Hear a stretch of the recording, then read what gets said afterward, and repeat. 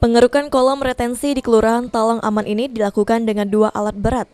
Sedimen lumpur bekas pengerukan kolam retensi menumpuk di lapangan voli yang biasa digunakan oleh warga untuk berolahraga senam, bermain voli, dan aktivitas lainnya.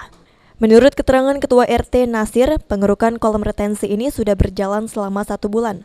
Warga mengeluh lumpur hasil pengerukan ini tidak langsung dipindahkan atau dibuang, malah menutupi lapangan yang ada di kawasan kolam retensi. Padahal lapangan ini merupakan fasilitas umum. Warga sebenarnya telah meminta kejelasan kepada kontraktor yang melakukan pengerukan kolam retensi untuk perbaikan pasum ini.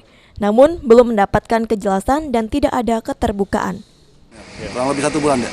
Terus kita sudah protes sama ini belum, kontraktornya belum? Sudah protes, cuman dia tidak ada keterbukaan. Pelang namo tak kate, terus fasilitas umum tidak ada perbaikan, tidak jelas. Ini lapangan ini biasanya digunakan ke warga untuk apa? Untuk olahraga, fasilitas olahraga. Kalau dia rusak begitu kan tidak bisa digunakan oleh masyarakat umum di sini. Jadi saya sebagai RT kan ditanya warga, ngapa tidak ada perbaikan, tidak jelas. Nasir dan warga yang berada di sekitar kolam retensi ini berharap instansi terkait dan kontraktor memberikan kejelasan perbaikan fasilitas umum yang tertutup oleh lumpur bekas pengerukan kolam retensi ini. Nah Pak IT, ini kan ada pengerukan dam ini. Nah ini merusak fasilitas umum ini. Udah berapa lama ini? Kurang lebih 1 bulan, 2 bulan. Aprianto, PAL TV.